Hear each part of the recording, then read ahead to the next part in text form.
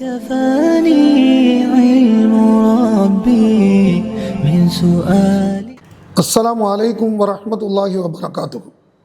بسم الله والحمد لله والصلاة والسلام على رسول الله وعلى آله وصحبه أجمعين. അമ്മാ ബാദ്. പ്രിയമുള്ളവരെ, ഏതാനും പ്രോഗ്രാമുകൾ കൈവിഷത്തെക്കുറിച്ചും അതുമായി ബന്ധപ്പെട്ട ചികിത്സാ അനുഭവങ്ങളെക്കുറിച്ചും വിശദീകരിച്ചു. അതിൽ നിന്നെല്ലാം കുറേ കാര്യങ്ങൾ ശ്രോതാക്കൾക്ക് മനസ്സിലായിട്ടുണ്ട്.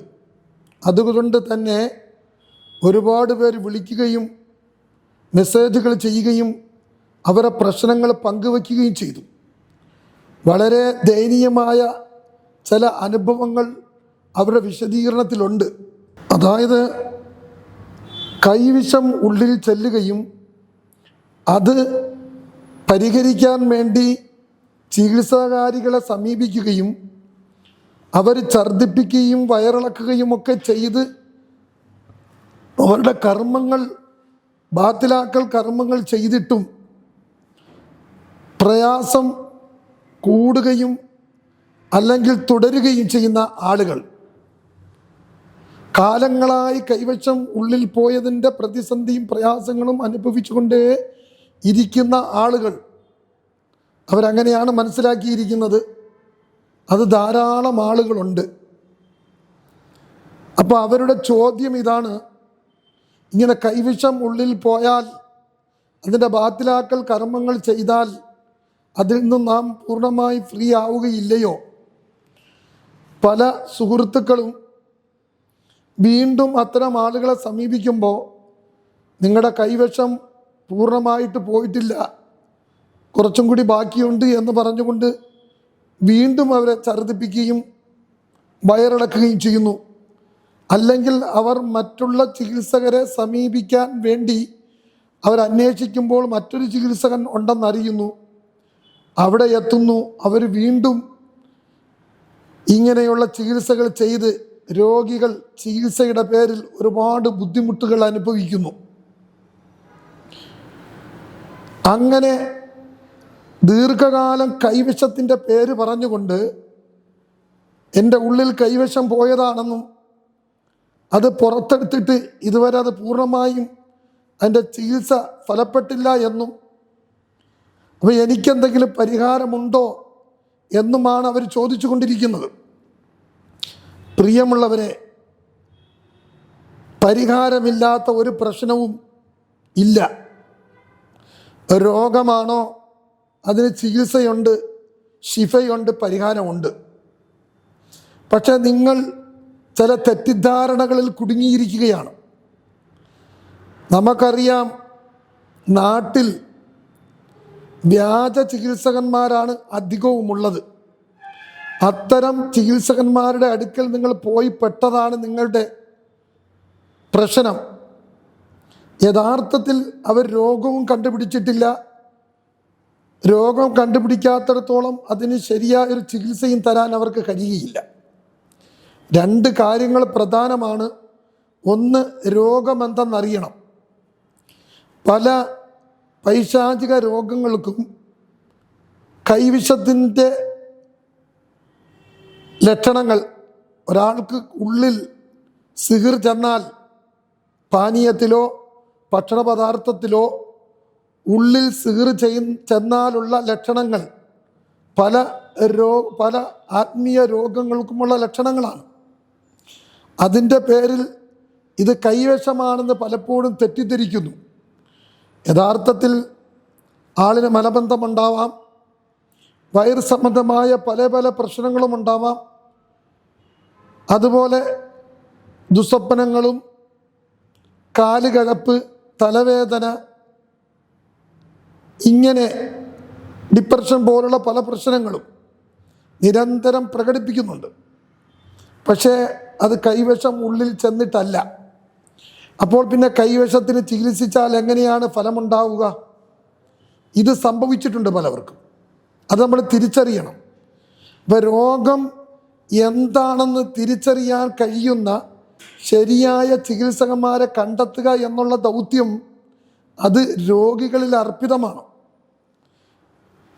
ഒരാളെ ചികിത്സകനായി, ആത്മീയ ചികിത്സകനായി നമ്മൾ സമീപിക്കുമ്പോൾ പ്രാഥമികമായി നമ്മൾ മനസ്സിലാക്കേണ്ട ഒരു കാര്യമുണ്ട്. അയാൾ മദ്രസകളിൽ നിന്ന് പഠിച്ച് ശരിയായ ഉസ്താദന്മാരിൽ നിന്നും ഇൽമ് നേടി അറബിക് കോളേജുകളുടെയോ അല്ലെങ്കിൽ ഉസ്താദന്മാരുടെയോ സർട്ടിഫിക്കറ്റ് നേടിയ ഒരു പണ്ഡിതനായിരിക്കണം. അയാൾക്കാണ് ആത്മീയ ചികിത്സ പഠിച്ച് പ്രയോഗിക്കാനുള്ള ക്വാളിറ്റിയും യോഗ്യതയും ഉള്ളത്. അപ്പം അങ്ങനെ പഠിച്ച് രംഗത്ത് വന്ന ഒരാൾ ശരിയായ ചികിത്സകനെ കണ്ടെത്തി അദ്ദേഹത്തിനെ ഗുരുനാഥനായി സ്വീകരിച്ച് അദ്ദേഹം പറയുന്ന കാലയളവിൽ അദ്ദേഹത്തിൽ നിന്നും പഠനം പൂർത്തിയാക്കി അദ്ദേഹത്തിൻ്റെ അനുമതിയും സർട്ടിഫിക്കറ്റും സ്വീകരിച്ചുകൊണ്ട് ചികിത്സാ രംഗത്തുള്ള ആളാണോ? ഇത് പ്രാഥമികമായി നമ്മൾ മനസ്സിലാക്കുകയും പഠിക്കുകയും ചെയ്തിട്ടാണ് ചികിത്സകന്മാരെ സമീപിക്കേണ്ടത്. അത് മാത്രം പോരാ. അങ്ങനെ പാണ്ഡിത്യം നേടി മതപണ്ഡിതനായി രംഗത്ത് വന്ന പലരും മന്ത്രവാദങ്ങൾ ചെയ്യുന്നവരായിട്ടുണ്ട്. അപ്പോൾ അവർ ചെയ്യുന്ന ചികിത്സകളെക്കുറിച്ചും പഠിക്കേണ്ടതുണ്ട്.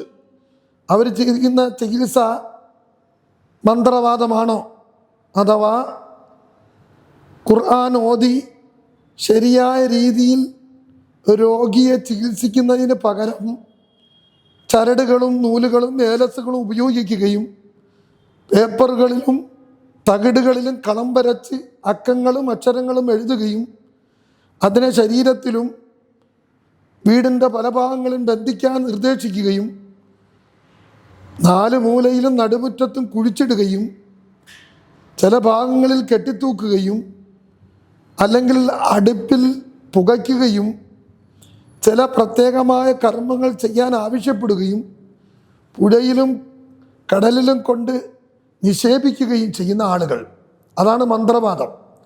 നമ്മൾ അങ്ങനെയുള്ള ആളുകളെ സമീപിച്ചാൽ നമ്മൾക്ക് സംഭവിച്ച മന്ത്രവാദപരമായ, അതായത് സിഹ്ർ കൂടോത്രങ്ങൾക്ക് മന്ത്രവാദം കൊണ്ട് ചികിത്സിക്കുന്നു എന്ന് പറയും. അത് ഇസ്ലാം ഒരിക്കലും അംഗീകരിക്കുന്നില്ല.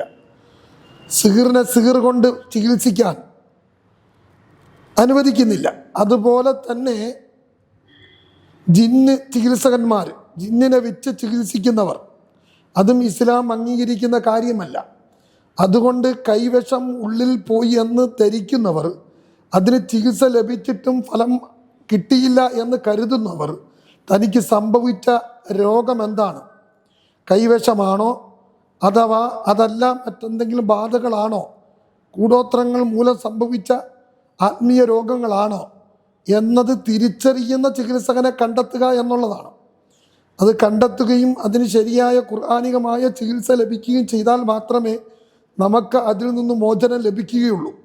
അല്ലാതെ നമ്മൾ തെറ്റിദ്ധരിക്കുന്നത് പോലെ ഇത്തരത്തിലുള്ള സിഹ്ർ കൂടോത്രം പൈശാചിക ബാധകൾ ഒഴിയാബാധയായി എന്നെന്നും നമ്മളെ കൂടെ ഉണ്ടാകും, ഇതിൽ നിന്ന് എനിക്ക് മോചനമില്ല, ഞാൻ ഇത് മരണം വരെയും അനുഭവിക്കേണ്ടി വരും എന്ന് നിരാശരായി കഴിയേണ്ടതില്ല. രോഗമാണെങ്കിൽ നമുക്കതിന് ചികിത്സയുണ്ട്, ആത്മീയ ചികിത്സയുണ്ട്, അതിൻ്റെ ഫലം നമുക്ക് ലഭിക്കും, നമുക്ക് ഉപരി സൗഖ്യമുണ്ടാകും എന്ന് നമ്മൾ മനസ്സിലാക്കണം. അങ്ങനെ മനസ്സിലാക്കിയാൽ നമുക്ക് ഇൻഷാ അല്ലാഹ് ബിഇദ്നില്ല എങ്ങനെയാണ് ഇതിനെ പരിഹരിക്കാൻ കഴിയുക എന്ന് നമുക്ക് ചർച്ച ചെയ്യാം. ഇൻഷാ അല്ലാഹ് പരിഹരിക്കാൻ കഴിയും. അതിനുള്ള മാർഗങ്ങളും വിശദമായ വിശകലനങ്ങളും ഇനിയും നമുക്ക് അടുത്ത പ്രോഗ്രാമിൽ വിശദീകരിക്കാനുണ്ട്. ഇൻഷാ അല്ലാഹ്. അള്ളാഹു തൗഫീക്ക് ചെയ്യട്ടെ. അസ്സലാമു അലൈക്കും വറഹ്മത്തുള്ളാഹി വബറകാതുഹു. علم ربي من سؤال